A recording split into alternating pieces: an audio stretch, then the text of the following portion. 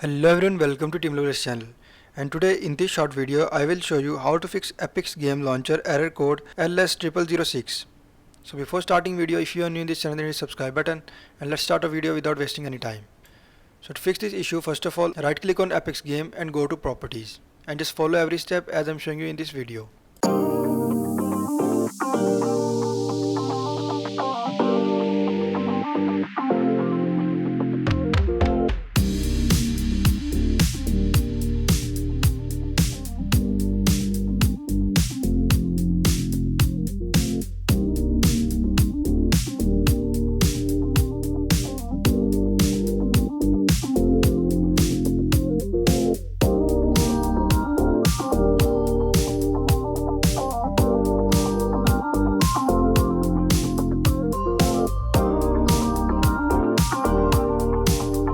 So now here last step is verify.